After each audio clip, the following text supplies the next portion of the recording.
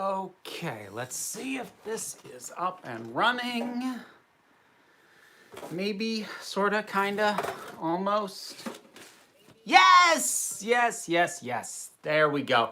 Hey everybody. So yeah, little bit of a different look. I've got other videos that I'm shooting after the live stream is over that I wanted to get done up before in advance. Otherwise it was going to be up all night. So, hi.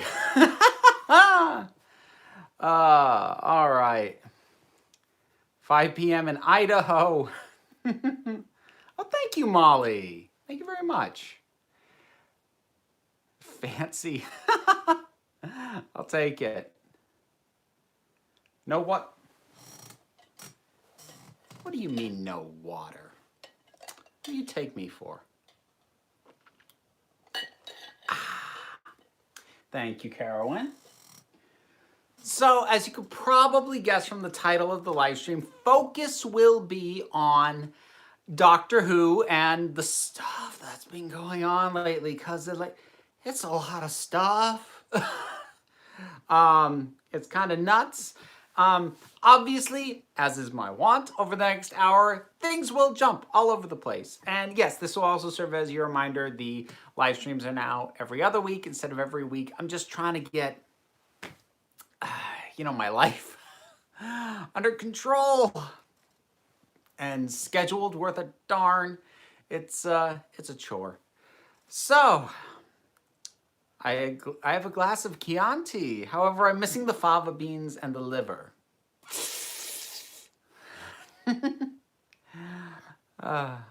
I find your command of words very inspiring. Love your videos and keep on being amazing. Wow, thank you. That was funny for me to hear, considering how few of my videos are scripted. So I guess I just have a decent vocabulary off the top of my head. I guess that's all that's a reflection of. In the same time zone, hello from Massachusetts. Oh, hi there, Freddie. Doctor Who right now is the space mountain of roller coaster rides. There's flashing lights all around you. You have no idea where it's going, but damn, it's fun. That's not a bad analogy. To be honest, I thought you would hate how many mystery boxes it has set up. Well, see, here's the thing. And I think this is what people have not grasped when I complain about the mystery box. It's not the presence of elements that we will find more about later. It was the rigid formula by which Doctor Who would do it, which wasn't a series arc. It was just, hey, here's a thing that we won't explain until the end. And they would just repeat it over the course of the series until they got around to explaining it, usually at the finale. So, the Bad Wolf is a good example, and it's the first one. You just hear Bad Wolf over and over and over again, and you don't know why. You just hear it. So much Bad Wolf. But what is being done right now is not what I complain about. Because yes, there are more and more elements being introduced that I don't know what's going on. But it's not just going, look, the Timeless Child. That's a mystery box because it's a phrase with no meaning and no relevance until they explain it. The existence of another Doctor, while I don't know how that happened, that has immediate story impact. Just saying the words Timeless Child has zero impact until they get around to explaining it. The introduction of a new Doctor, that has immediate impact. That impacts the story that I'm watching right now. And so it matters in a way that just saying these things over and over again just doesn't. So I have to keep clarifying and explaining this because people are like, oh, there's so many mystery boxes. No, for the kinds of things that I mean when I say mystery box, there's just one. It's the Timeless Child. There's a bunch of other stuff that we don't have full backstory on yet, but that's not the same thing. All right. Ooh, thank you very much, CLP. We don't know where we're going. The old man is snoring. Keep your hands at your sides. Stop the ship. Oh, it's something, isn't it? God, holy cow. I think this is the most people in the chat I've ever had. So I normally say I can't promise that I will get to every question or what have you. And so that's standard. This is definitely a case where if you really want me to grab something, and I hate to sound like I'm gatekeeping answering questions, the super chat's going to be your friend, because otherwise it might well scroll past me. Holy crap, I did not realize there were this many people in the chat. Wow, okay. I did catch that somebody said that the lone Cyberman is a mystery box. Sort of, except that I at least know what a Cyberman is. I don't know why it's a lone one. I don't know why that's a different threat from every other kind of Cyberman, but I do know what a Cyberman is. So that's like half a mystery box. Half of that phrase has meaning to me, which is more than a lot of these things are. My biggest fear in comparison between doctors, unfair to Jodie. That's an interesting point. I'm not entirely sure what to think about that one way or the other.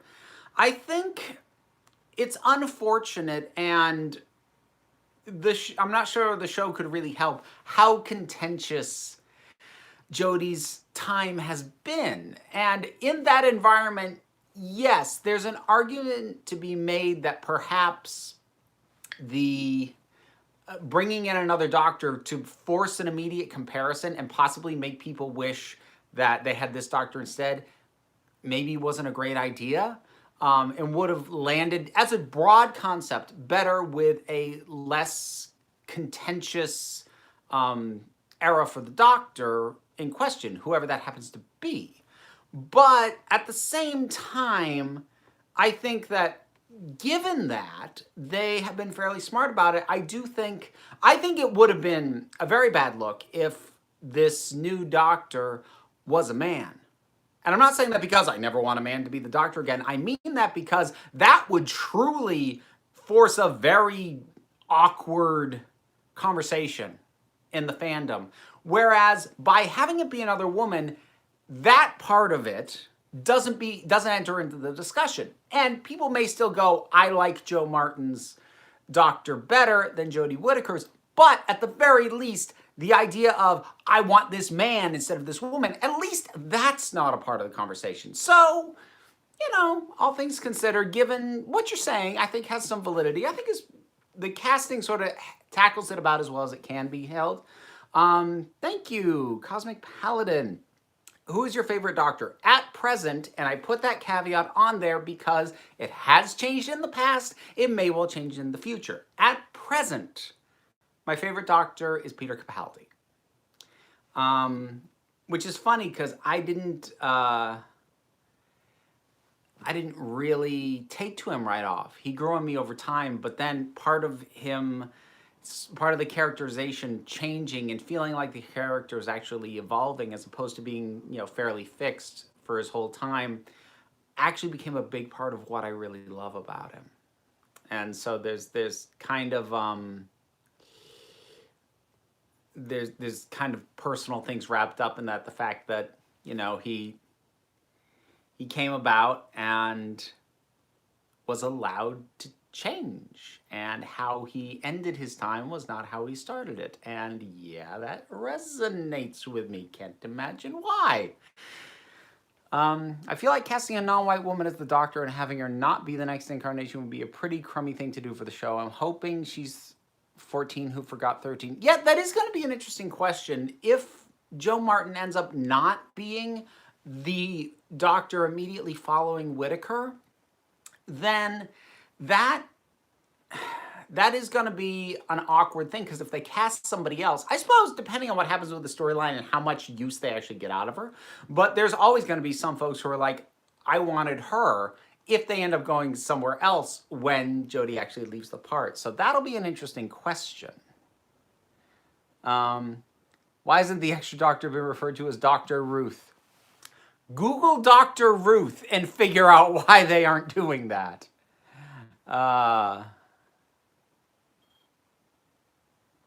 Let's see. Don't we already know every shady thing the founding fathers did from Zagreus and Omega? I don't see what they could have done that the Master didn't know about until recently. Well, here's the thing to keep in mind, and this is something that hardcore fans, and I run into this with Star Wars as well, need to bear in mind. Most people who are fans do not partake of all the extra material. So in the case of Doctor Who, that means comics, novels, Big Finish. Most people who are fans, because I will not do the whole "you're not a real fan unless bleh" thing. People who are fans don't know any of that stuff. They don't know the Omega, audio or material or Zagreus or any of that, and the show is not beholden to it. The show is allowed to contradict it because the show is the ultimate canon. Other stuff tries to keep in continuity with the show. The show is not obligated to stay in continuity with anything else.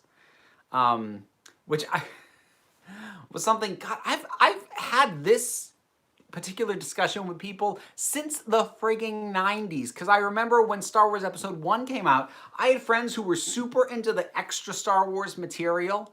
And they were like, oh, but I already know what's going to be in Episode 1 because all of these books and comics or whatever covered that time period. And I tried to explain to them, George Lucas doesn't care.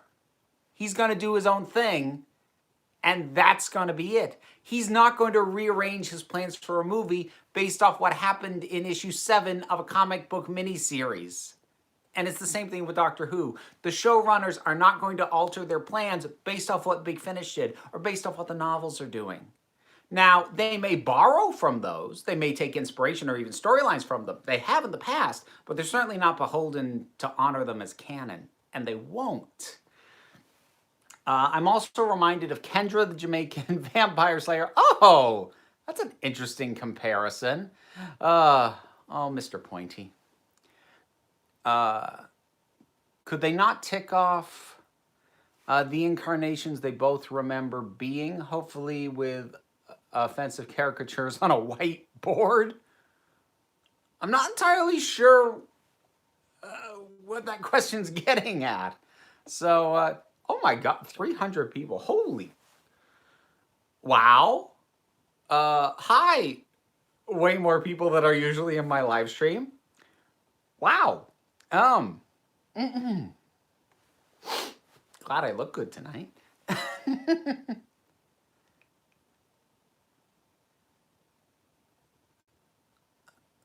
The lone Cyberman could be Missy. She could have been converted after the Doctor falls, and she wants a new body. We could be about to see the origins of the O Master. I saw somebody mention that, and it might have been you, Ben. I cannot remember, because I can almost never remember who leaves what comments. I did see that brought up in the comments on today's video, that possibility, and like I doubt it. For a couple of reasons. The first being, Michelle Gomez seemed pretty firm in that she was done doing Doctor Who when she left. But beyond that, I mean, I wouldn't want that. There isn't really, I can't really give a reason why they wouldn't do that, except that, like, Missy's story did feel very complete. And I suppose it could be, though. I mean, it would always be execution dependent. When I say I don't want them to do something, it doesn't mean I'm automatically going to hate it if they do it. Maybe they do it and they pull it off. Hey, that would be amazing. But that would make me nervous. Don't always agree, but you're a grounding force for me. Oh, thank you, Vanessa. You always look good. Oh, Freddie, you flatterer. As in Ruth and 13 going through a list of past incarnations they remember to see where they diverge. Oh, okay. Find the most recent silly costume they both feel embarrassed about. Oh, okay. I follow you now. That's a cute idea, actually. I kind of like that. You do indeed look lovely. Oh, I wasn't actually fishing for compliments, but thank you. I'm nervous because so far every finale in the second series for each Doctor has been controversial. Hellbent, Wedding of River Song, Last of the Time Lords. I'm not sure that's really a pattern, though. I think that's part of that might also be the fact that when you're dealing with the second series, most of those also had stronger first series for each of those doctors than I would argue Series 11 was. So I don't think that's altogether atypical. That you hit the ground running with a new thing and it does well, and then you get cocky and screw things up. Whereas I don't. I don't know, I say this. I don't get that same sense from Series 12. That said, Series 12 seems way more confident in itself and what it's doing than Series 11 did. We'll see. They seem to be juggling a lot. Let's see. Would you like to see a return of any of the old doctors for a season or more, especially Eccleston? I mean, I would love to see Eccleston in an episode again. I would love to see Capaldi in an episode again. I don't. The thing is, I don't really get overly hung up on the idea of the old doctors coming back. I'll get excited for it if it gets announced. Probably get excited for it, but I always worry about the show looking back too much, because then it runs the risk of becoming what Star Trek became for a long time, where it just keeps aping old stuff and won't move forward, which Star Trek hasn't done until friggin' Picard started, like just a week ago. So I worry about that. When something just keeps going back instead of trying to move forward, it becomes, it just stops evolving. And that always worries me. So while I'd be up for appearances from older doctors, I frequently see the idea floated that, we get a series of, a new series with an old doctor. I just don't like that idea, because then, amongst other things, you're going to end up with this whole notion of which is the real Doctor Who show. Is it the one following the current Doctor, or the one that's going back and going with an old Doctor? And it's part of the same reason that, as much as I love him in the part, I don't think it would be a good idea for the health of the show overall to give Paul McGann a full season. I'm sorry, I just don't. And part of that may be because I have swaths of Eighth Doctor Big Finish stuff that I'm more than happy with. So I feel like I get a good solid Eighth Doctor experience. I get why more people want him to have more time on the show. I do get it, but I do think it would be bad for the life of the show overall, for the health of the franchise, for that to be the case on the show. Things like Big Finish and comics are actually great for that, because they're not beholden to the continuity and not as many people follow them. So they can do that kind of stuff that might be a bad idea for the show. So as much as I kind of dunked on the debatable canonicity of things like Big Finish and the comics and whatnot, I do relish the fact that they exist so that things like that can happen.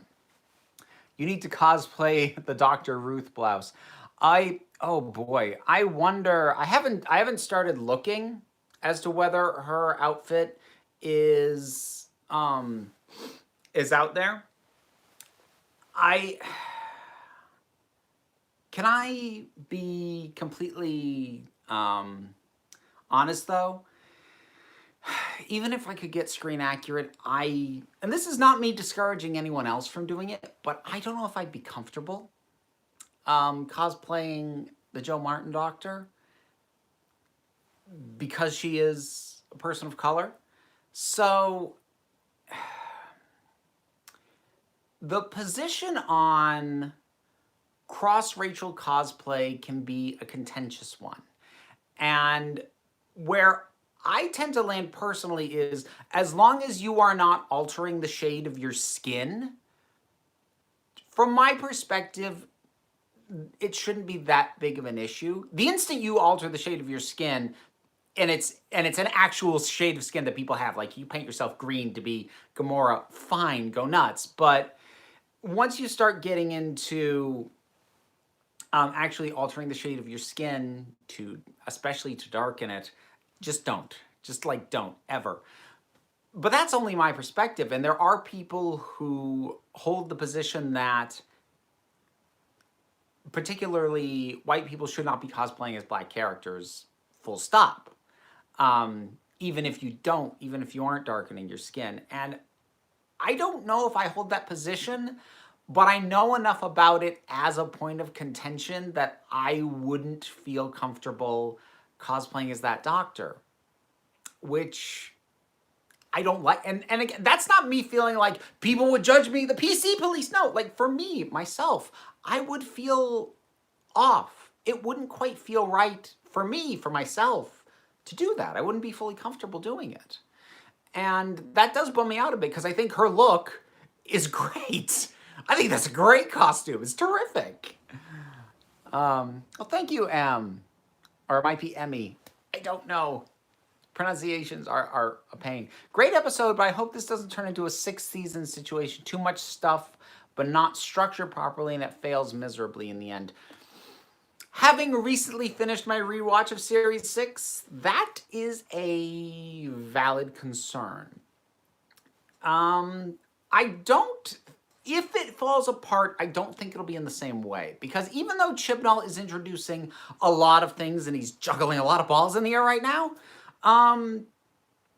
he doesn't seem to be going for the time-bending sort of twisting of the narrative that Moffat was trying to pull off, which was part of the issue with Series 6, is that he had so much going on that was, timey-wimey and bending of the narrative of space and time as a whole, that it just, it all kind of caved in on itself by the end of that series. And I'm not going to say it's impossible for something similar to happen to Chibnall, but I don't think he's...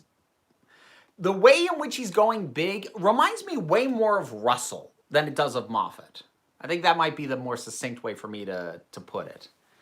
What I didn't get about Age of Steel in Season 2, where was the other universe doctor? Could he not handle the Cybermen? Oh, okay. Somebody else brought that up as well. So, I don't think it's canon in the show. So take it with a grain of salt. But a possible explanation is that part of what the Eye of Harmony does, which basically grounds the time travel technology of the Time Lords, is it also roots them to a single reality where there aren't supposed to be, that's not to say it's impossible, but there are not supposed to be time travelers in other dimensions. They've basically anchored that entire ability to jump time to the reality in which the Time Lords exist. Now, again, how canon that is or isn't,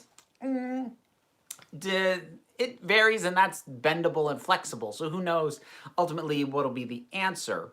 But the other thing to keep in mind is that Doctor Who has very rarely dealt with flat-out parallel Earths very often. We've dealt with other dimensions, sort of bubble universes and, places out of space and time, but actual parallels, not a ton. It hasn't come up all that often. Lone Cyberman is Cyber Lady from Torchwood. Oh, dear God. Oh, that outfit. Has anyone gone back and looked at that costume lately? Oh, dear God. Joking aside, Gomez doesn't have to return if the Master's converted. Regeneration in the suit, which would damage it, and the one would hop out. I mean, I guess you could do that, John, but the thing is, if you do it that way, what's the point?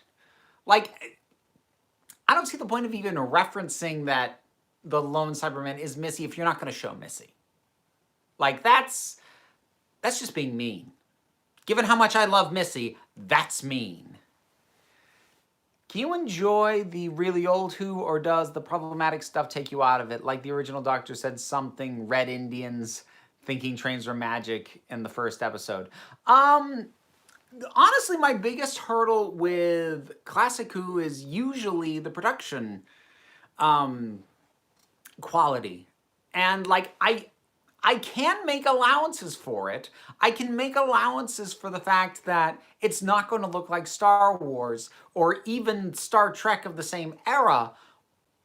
But there are times where I'm like, look, not only does, it's one thing that they couldn't make something perfect and flawless, but like that piece of equipment that's supposed to be rooted to the ground is wobbling back and forth.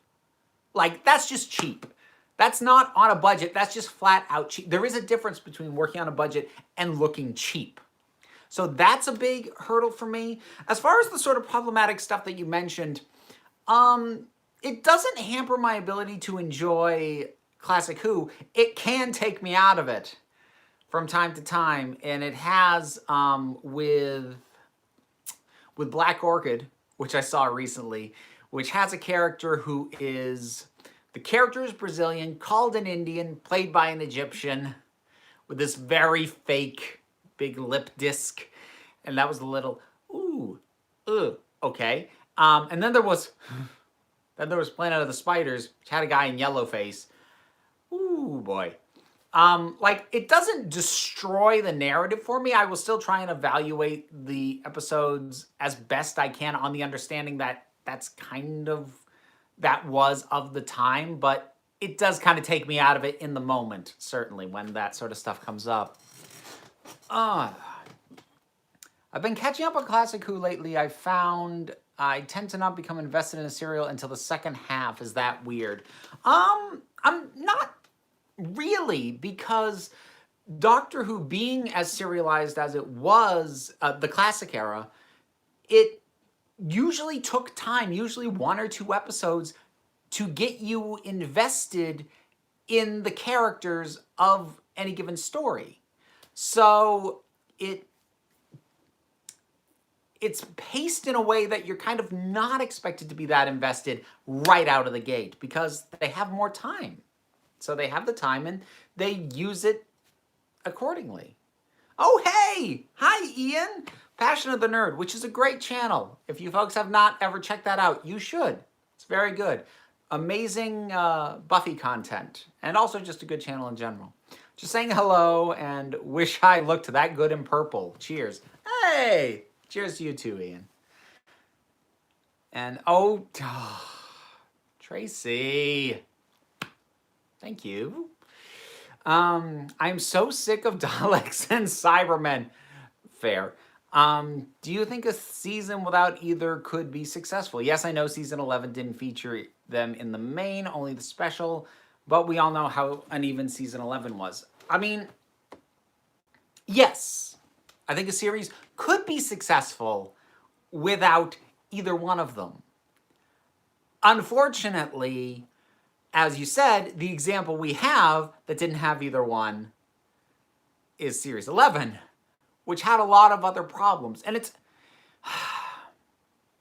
one of the things that really, it's probably my biggest frustration with Series 11 is that Series 11 on paper did so many things that I wanted the show to do. Not have a mystery box story arc, not have any returning villains for the entire series, to do more self-contained stories. All of these were things I wanted the show to do, and it did them all, and I still didn't like the series, not because of those things, but because mostly the writing wasn't great for a lot of those episodes. So, yeah, I think it could work. I think it could absolutely work. I think about the closest we came, because you did still get some in previous New Who that the Daleks and the Cybermen at least didn't factor into the finale or the overall ongoing story. That's true of, say, Series 6, which has closing time, which has the Cybermen in it, but that is detached from the overall story, and the overall story deals with the Silence. Again, it's frustratingly didn't particularly work, but I don't think it's because of a lack of Daleks of Cybermen. It's because the story just didn't fully come together.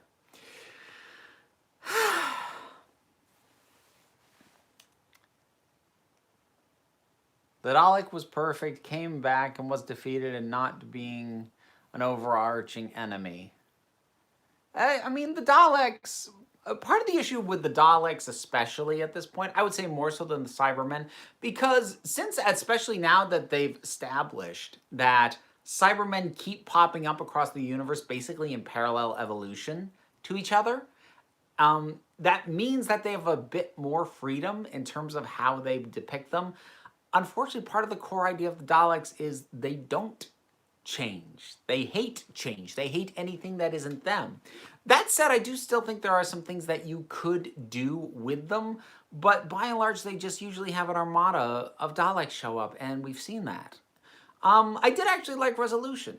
To have it be a single Dalek in a cobbled together tank was a neat idea.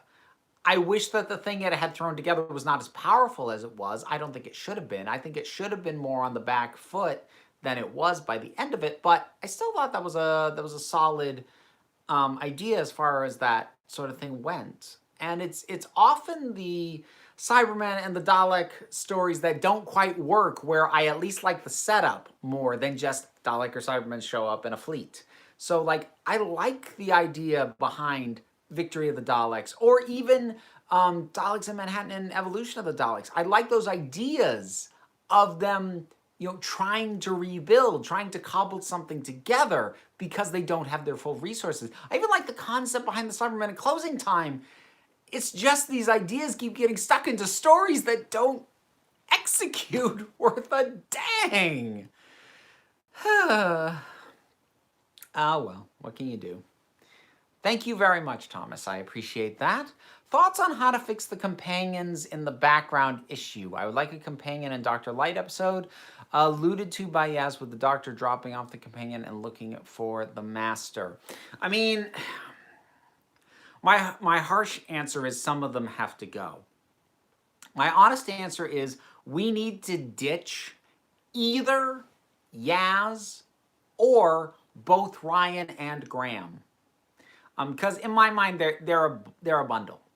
It either needs to be the Doctor with Ryan and Graham or the Doctor with Yaz. Having all three of them there, it's just not working. So part of the reason that they're all shunted to the background is the shows try and balance time for all of them, and it just doesn't work, like at all.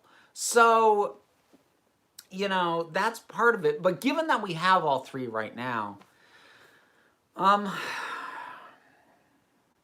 honestly don't know at this point. Because part of the issue for me is if you're going to give anybody more screen time, I want more time with the Doctor. Because I feel like I don't know Whittaker's Doctor as well as I should by this point. So if we're going to give anybody a highlight, I would much rather it be her than any of the companions. So, yeah, that continues to be a frustration. Thank you, Ninamut. I think Chibnall is affected by the criticism. He claims otherwise. That's why Series 12 is the way it is. The big revelation about the Doctor, for so many years, stuff rarely works for me. Well, the thing is, we haven't actually had a big revelation yet. We've had New Master, unexpected. We have now the Joe Martin Doctor, very unexpected. But until we get an explanation of why that is, then I think it's a little premature to say that he is going back and rewriting the Doctor's history.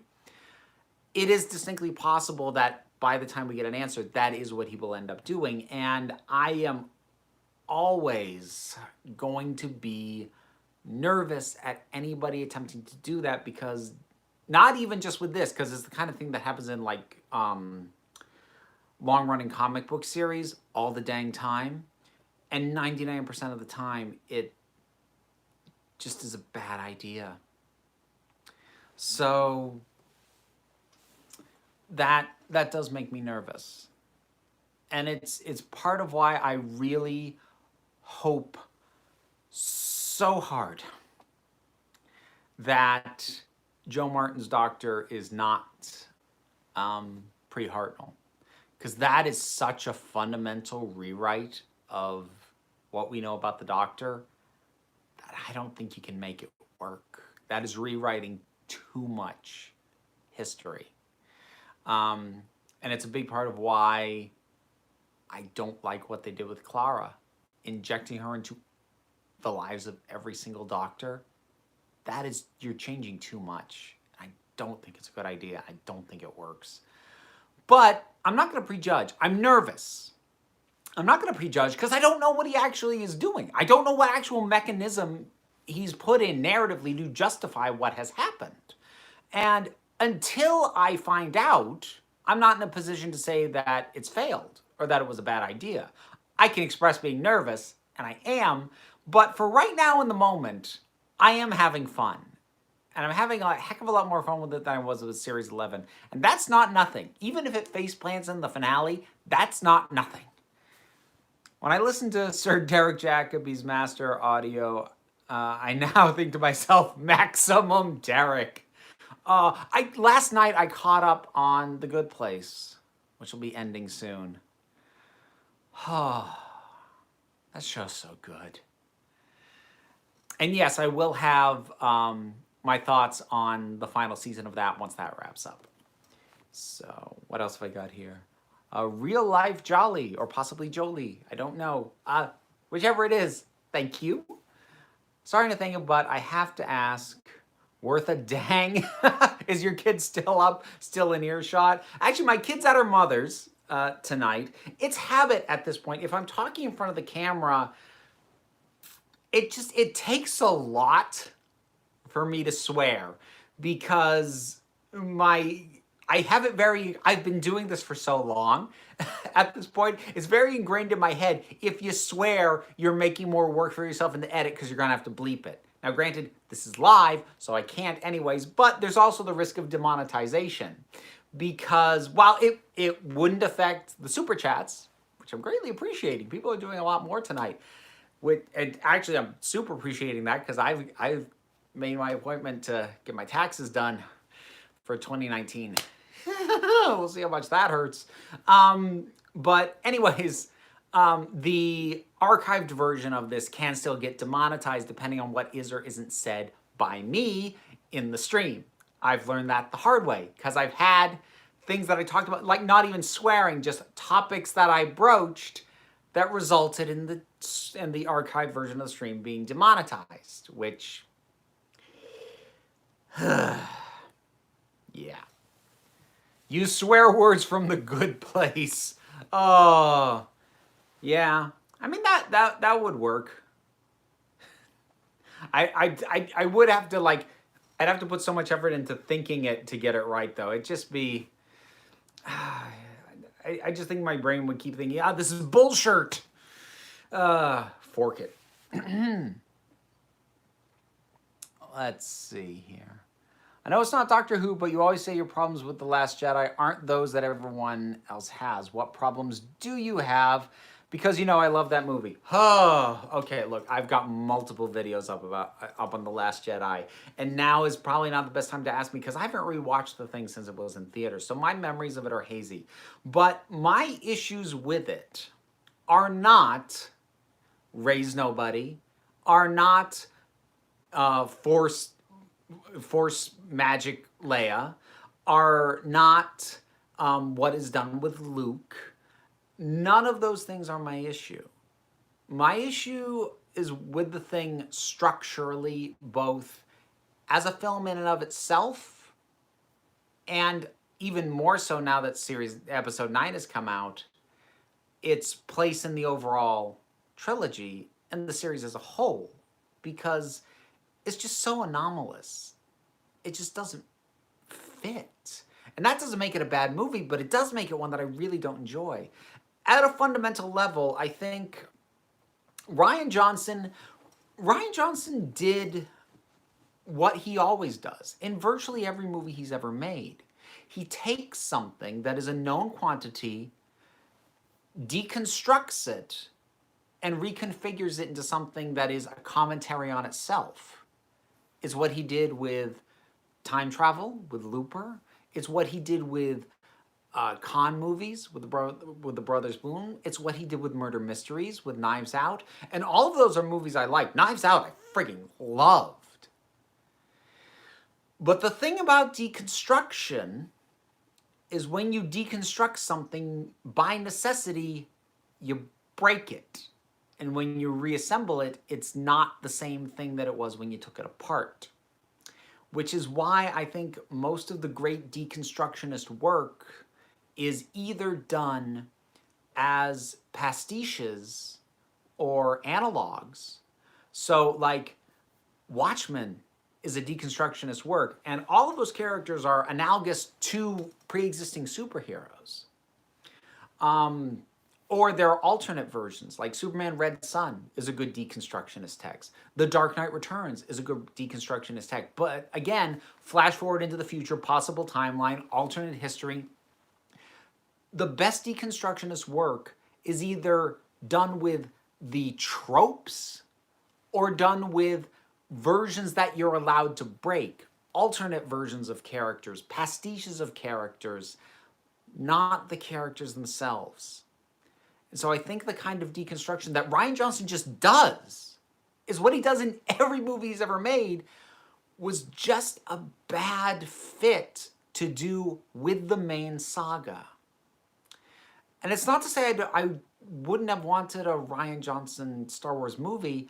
I just wish he hadn't been given the existing characters. So that's sort of ultimately where I land on that.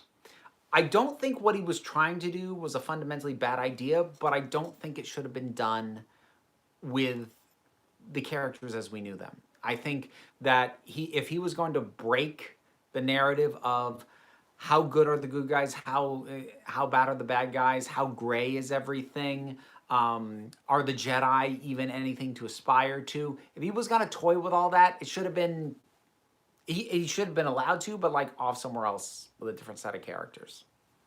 I mean, that's just kind of ultimately where I am on that. Do you think Dr. Ruth would remember Jodie if she is from her past? By the way, blame yourself for viewing numbers for being so fabulous. Thank you. Well, I mean, the thing is, neither version of the Doctor remembers the other. Jodie doesn't remember Ruth. Ruth doesn't remember Whittaker. So, something's off. If it was just a case of Ruth coming later, she would recognize Jodie Whittaker, but she doesn't. So something's off, something's wrong, which is why I kind of didn't really even talk about the possibility of her being the Doctor that comes after Whittaker, because it just doesn't, there's so much emphasis is being put on the fact that something is off. And that seems too straightforward, if that makes sense. I see. And yes, it's, oh, Zoli. Real life Zoli. Thank you. Thank you for that correction. Otherwise, you do just kind of roll the dice with me at pronunciations. All right. Thank you very much for that. Generous folks this evening. I absolutely appreciate it. Do you think the season will end in a way so they can ignore the max amounts of regeneration? I mean, the thing is, the max amounts of regeneration aren't going to come up for another 11 Doctors anyways. And all they have to do at that point, and they can do it before if they want to, all they have to do is establish that when the Doctor was granted a new regeneration set in Time of the Doctor, that it was not a regeneration cycle tethered to the normal restraints. Just one line of dialogue, you've got it covered. But if they don't want to tackle that, they don't have to, because like I said, strictly speaking, it's not going to come up for another 11 Doctors. We're okay for a while. All right. What do you think about creators lying in interviews? I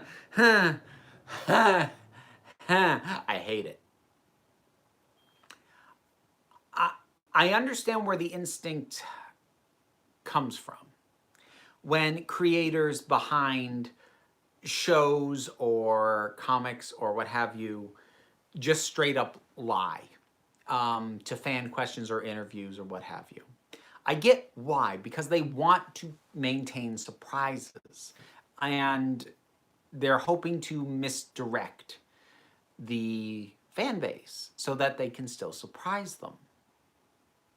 The problem that I have with that is I can respect, I can appreciate the position that they get put in if they're doing interviews and answering questions at all. And I can appreciate the difficulty and how unsatisfying it is to give an answer of, you'll just have to wait and see. But I wish that is what they would do. Because when they start actively lying in interviews, I feel that is insulting to the audience. You are insulting the intelligence of the audience.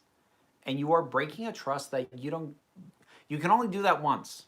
And it's why I will never, ever, ever trust anything that J.J. Abrams says about any movie he is ever involved in prior to it coming out.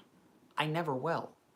Because for Star Trek Into Darkness, he said repeatedly, unequivocally, that Benedict Cumberbatch was not playing Khan.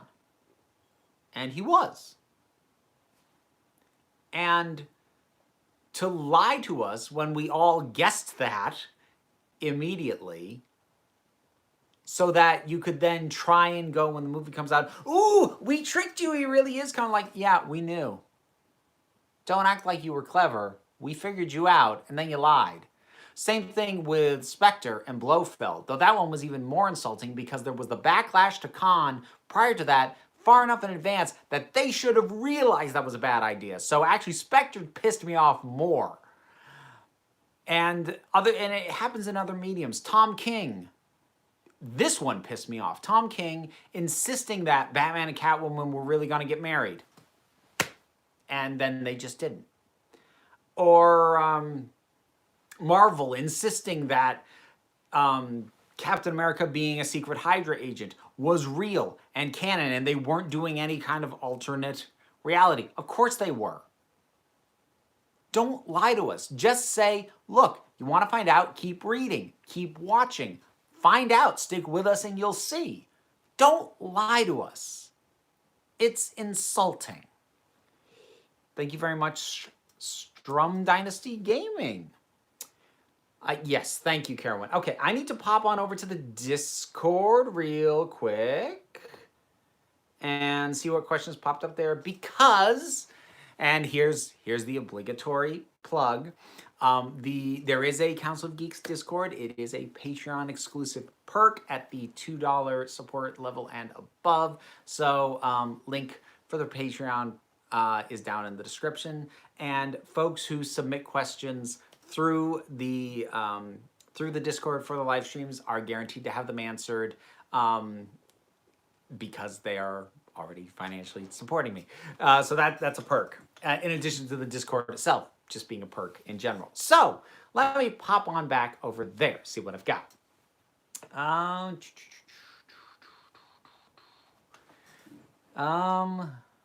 Just getting, oh, this is going to be interesting. Oh, Zandir wasn't able to make it. I can't, I mean, God, especially with this many people watching, which is still weird. Like I haven't scanned to see who was there, but oh, all right. I think this series is a big step up, but I see a real parallel between 13 and 5, a somewhat defiant doctor identity, though well played, and too many companions. Oh, so when you say 5, you mean, or maybe it's, sorry, somewhat different doctor. So, yeah, I've seen the comparisons made recently between Jodie Whittaker and Peter Davison's Doctor, which might be valid if for no other reason than maybe that would explain why I'm not fully connecting with the 13th Doctor, because I don't really get the 5th Doctor. I mean, I just kind of don't. So if they are trying to evoke the 5th Doctor specifically, yeah, that would explain a bit. If the whole thing is a parallel / multi-universe situation, do you think or want to see all previous Doctors from the other universe in a flashback? Um, it would be kind of cute if if it is, big if, and apparently Chibnall is now saying this is not what's going on. We'll see if that's a flat out lie or not.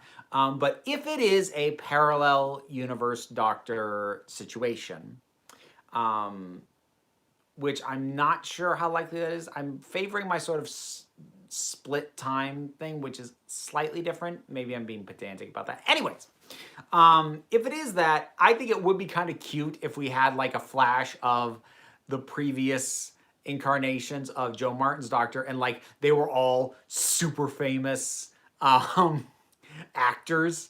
Like to just have tiny flashes and like maybe one line from each of them, and just like get stupidly huge names like Ian McKellen or Benedict Cumberbatch or Helen Mirren and Tilda Swinton, and like all these people to have been previous incarnations of that Doctor. That would be cute and fun. I think would have to be if you were going to do that, because if you got anyone who could reasonably play the part, people would be clamoring, well, give us that. But if you did it as a gag with names way too big to ever be the regular Doctor, then people would appreciate that that is what you were doing. Is it time for the Doctor to start carrying a towel like a real Frood if this is a multiple universe thing? Well, you know what? It is my intention for Towel Day this year to do a video talking about whether or not Hitchhiker's Guide to the Galaxy and Doctor Who are in continuity. To what degree? Arguments for and against. Because I love both, and there are some connections. Thank you very much, Gamer Jamie. I love the Joe Martin Doctor already, and unfortunately, maybe more than Jodie's Doctor. Also, your lipstick is a bit smudged in your right corner. Yeah.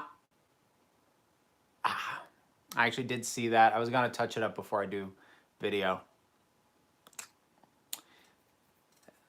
Gonna have to deal with that later. Thank you, though.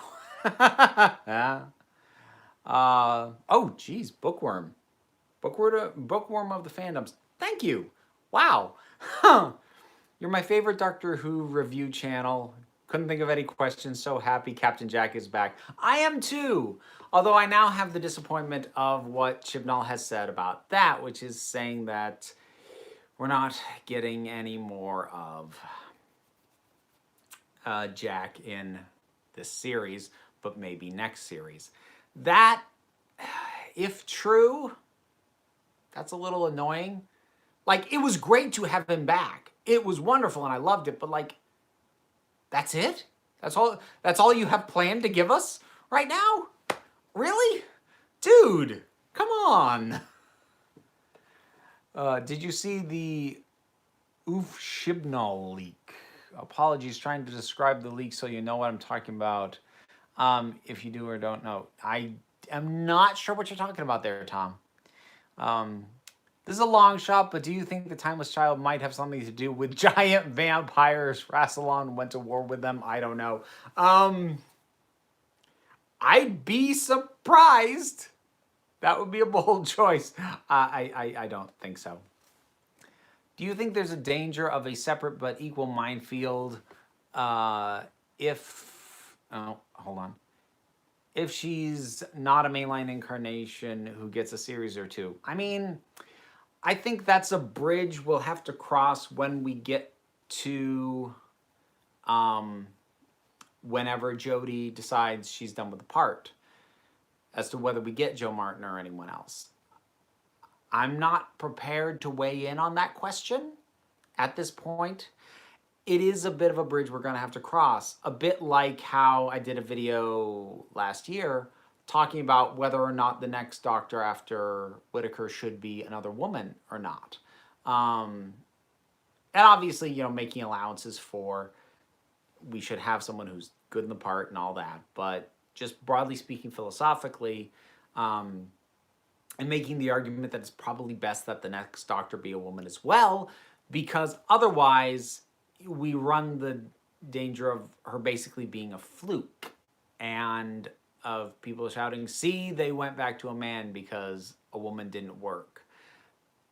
And, you know, there's just optics involved that get complicated. I think there are some potentially very complicated optics around the Joe Martin Doctor, especially if she does not take over the part down the line.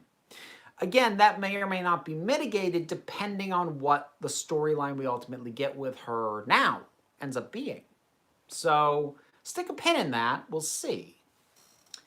There's rumors that Chibnall has cast Martin now so she can take over from Jodie whenever Jodie gets done with the role. I mean, I believe you that that's the rumor. I don't truck with rumors. Here's the logistical issue with that.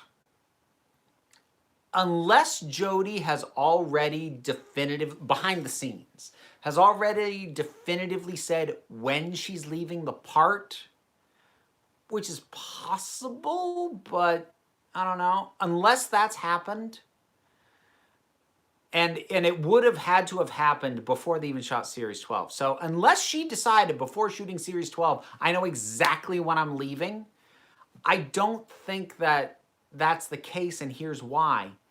Any actor of stature is not going to leave a hole in their schedule.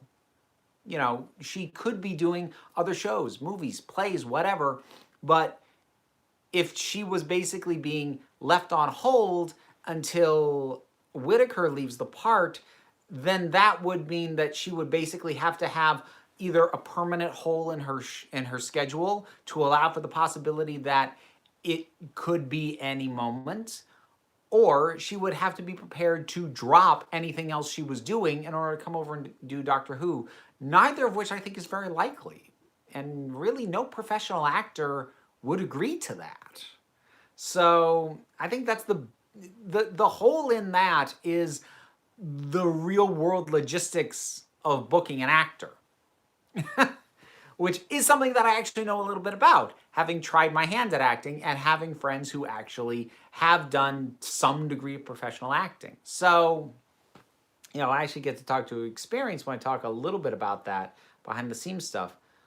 I'm planning on cosplaying for a local con. I'm thinking 10th Doctor. I'm on a student budget. What's your best tips or advice? I don't know, because my entire 10th Doctor stuff is, you know, screen accurate, and some of the pieces were even bought by fans and sent to me, like the coat was. So I think the cheapest thing you could do, the most budget conscious, would be to get a light blue button-down shirt, get the tie, get the correct tie, and the sonic screwdriver, and don't worry about the jacket or the jacket matching the pants, and just have it be, you know, have it be a little bit more disheveled. As whatever parts of the outfit you get, as long as those parts are fairly accurate, it being incomplete is not the biggest issue in the world. At least that's my approach. I'm surprised there's more than 300 people in the live stream. Yeah, you and me both. This has been a trip, and I am going to be wrapping it up kind of soonish. I got to backtrack though. I've got questions waiting for me. I was expecting the Jadoon to recite poetry, to be honest. That would have been fun. How do you see the idea of a more famous, bigger actor playing the Doctor, but just in a special run of sort, kind of like the Tennant specials? Like, aside from sort of a one-off jokey bit, kind of like I talked about earlier, I don't think, speaking personally, I would always much rather have more episodes with an actor I've never heard of before than fewer episodes with a big name, because if they cast it well, then the big name wouldn't do it any better anyway, if that makes any sense. Like, nobody knew who Matt Smith was. And I remember at the time, I was hoping for Bill Nighy, who was a little bit too big a name for the part. And I can look back and say, yeah, I would much rather have had the 3 series of Smith than we had than 4 specials of Nye. Like, that's just sort of where I land on that. Thank you very much, Chase. As long as the doctor is good, they can regenerate her into a dog or a doctor with 2 heads or Ginger. Ginger! Okay, now you're just talking crazy. I don't even know what to say to that. I am going to be wrapping it up soon, folks. So this has been, wow, this has been a busy one. I want to send you a link to the rumor if you're interested, but can't send links on here. Is there anywhere I can send you the URL? I mean, at this point, Tom, it's not going to make the live stream because I do need to wrap up because I've got other stuff I got to do tonight. But if you want to hit me up through email, councilofgeeks@gmail.com, or if you want to DM me on Twitter, @councilofgeeks, I'll take a look at it and tell you what I think. But we're not going to make the live stream on it. Do you think the lone Cyberman could be someone Jack knows that the doctor might not, like a certain hot friend of Jack's who was formerly in Buffy? Oi, I'm a ginger. Hey, look. Zoe, it was a joke. I have nothing against gingers. I am friends with an amazing burlesque performer who is such a freaking ginger that it's her performance name. Jinjo Lolly. She's amazing. I was just, of the 3 things he said, the ginger was the most viable, and so it was the one that was automatically funniest for me to act like that was ridiculous. Just made it under the wire. American Gods TV show. Have you seen it? I have not. It has been on my to-do list for ages, and no, I haven't gotten to it. I still haven't. Oh. I'm not racist. I have ginger friends, I swear. Oh, God, it did come off like that, didn't it? Oy.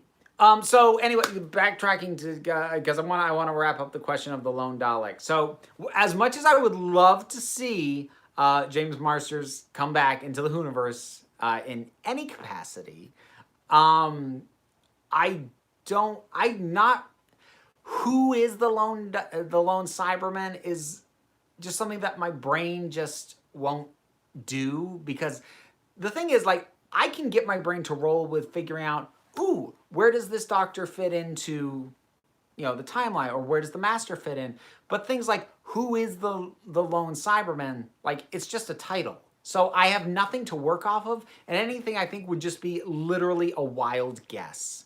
And I get very bored at the prospect of doing that. So I really have no thoughts on who the lone Cyberman is, if it even is anybody, you know, that we would know. I know, really, but still, the doctor wants to be ginger after all. Well, the 10th and 11th wanted to be ginger. It hasn't come up since then, and tastes change. We don't know if the doctor still wants to be ginger. That said, if and when it ever happens, I do want the doctor to look in a mirror and go, I'm ginger. I don't like it. Not because gingers aren't awesome, but because it would be a callback to the running gag of you've redecorated, I don't like it. So I think that would be a fun way to pay that off if they ever actually do it. I do need to wrap it up. Thank you, everybody, so much. This has been a great night. Thank you all for coming. Way more people than I think I've ever had on a live stream, or at the very least, way more than I've had in a long time. I'll be back on again in 2 weeks, depending on what happens in Doctor Who. That may be the topic again, or it may be something else, depending on what else is going on. But next live stream, 2 weeks, same time, same place. So thank you so much all for tuning in. And just remember, folks, you are beautiful, you are valid, you are loved. You are the council. I'm just running the meetings. And until next time, this council is adjourned. Have a good night, everybody.